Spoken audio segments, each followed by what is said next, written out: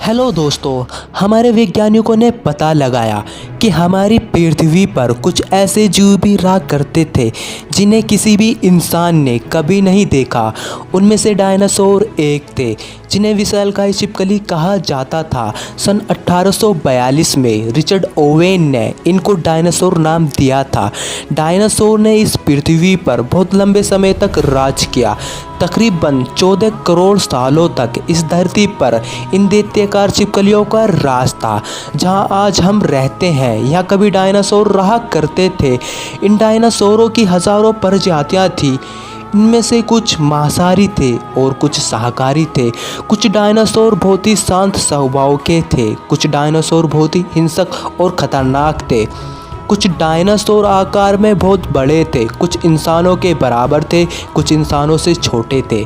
Dinosaur उस समय के सबसे सफल जीव थे। लेकिन ऐसा क्या हुआ जो ये डायनासोर विलुप्त हो गए? आखिर वो कौन सी घटना थी जिसने इनका नामो निशान मिटा दिया? तो ये जानने के लिए हमें समय में करोड़ों साल पीछे जाना होगा। तो चलिए चलते हैं आज से करीब 6.5 करोड़ साल पीछे। धरती का मौसम काफ़ी सुहाना था। समुद्र की ठंडी ठंडी हवा और बड़े बड़े पेड़ थे। चारों तरफ डायनासोरों की चिल्लाने और चीखने की आवाज़ें थी।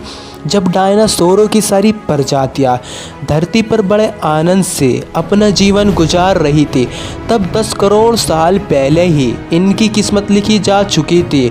10 करोड़ साल पहले एक छोटा सा एस्टेरॉयड का टुकड़ा सुदूर अंतरिक्ष से आ रहा था और वो पृथ्वी से लगभग 20 करोड़ मील दूर मंगल और बृहस्पति ग्रह के बीच बने क्षुद्र ग्रह में घूम रहे एक बड़े एस्टेरॉयड धूमकेतु से टकराता है। इस टकराव से उस बड़े एस्टेरॉयड की दिशा बदल जाती है और वह क्षुद्र ग्रह से निकलकर सीधे पृथ्वी की ओर 22,000 मील प्रति घंटे की रफ्तार से बढ़ने लगता है। जब यह एस्टेरॉयड पृथ्वी से 3,84,000 किलोमीटर की दूरी पर था, तब धरती से शायद डायनासोरों का अंत ना हुआ होता अगर यह एस्टेरॉयड पृथ्वी के उपग्रह चांद से टकराता। लेकिन ऐसा ना हुआ। ये बड़ा एस्टेरॉयड चांद के बहुत ही नज़दीक से गुजर गया। 40 किलोमीटर बड़ा ये एस्टेरॉयड हर सेकंड पृथ्वी के नज़दीक बढ़ रहा था। जब यह एस्टेरॉयड पृथ्वी के वातावरण के संपर्क में आया, तब इसकी रफ्तार बहुत ज़्यादा बढ़ गई थी। उस वक्त इसकी रफ्तार करीब 70,000 किलोमीटर प्रति घंटा हो गई थी। पृथ्वी के वातावरण में घुसते ही घर्षण के कारण एक भयानक आग के गोले में वो एस्टेरॉयड बदल गया। इसकी रफ्तार इतनी ज़्यादा थी कि सिर्फ 4 मिनट में ही अटलांटिक महासागर को पार कर लिया। कुछ क्षण में यह एस्टेरॉयड मैक्सिको की खाड़ी के पास ज़मीन से टकराता है।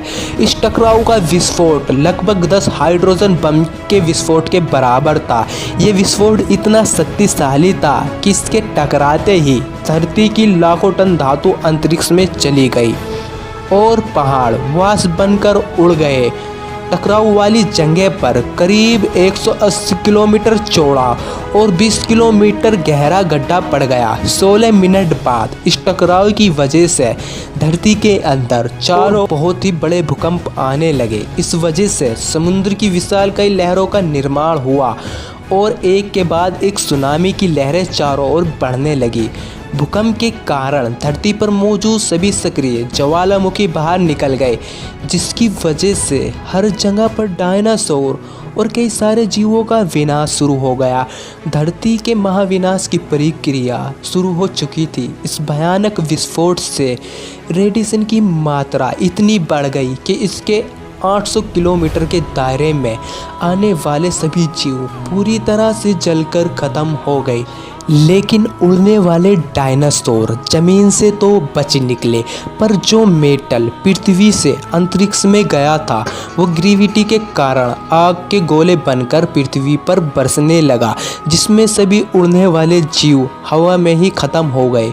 विस्फोट के 40 मिनट बाद पृथ्वी का वातावरण 100 डिग्री सेल्सियस से भी ज़्यादा बढ़ गया, जिसमें पेड़ पौधों वनस्पति सहित सारे जीव खत्म हो गए। विस्फोट के 90 मिनट बाद तापमान 200 डिग्री के ऊपर चला गया, जिसकी वजह से जो डायनासोर या अन्य जीव विस्फोट के इलाकों से हज़ारों मील दूर थे, वे भी इस गर्मी से बच नहीं पाए। इस महाप्रलय से धरती पर से कुल 90% प्रजाति लुप्त हो गई थी और जो 10% जीव बच गए थे, उनमें से सिर्फ वही जीव जिंदा रहे जो स्तनधारी थे या जिनका वजन 25 किलोग्राम से कम था। इसका कारण यह था कि इस महाप्रलय की वजह से धरती पर सभी मात्रा में वनस्पति और जीव नष्ट हो चुके थे, जिनकी वजह से ये बड़े जानवर अपना पेट भर नहीं सकते थे और उसके बाद डायनासोरों का काल ख़त्म हो गया। तो दोस्तों, अगर आपको ये वीडियो अच्छी लगी हो तो इस वीडियो को लाइक ज़रूर करना, और हाँ, अगर आप इसका सेकंड पार्ट भी चाहते हैं तो हमें कमेंट्स ज़रूर करना।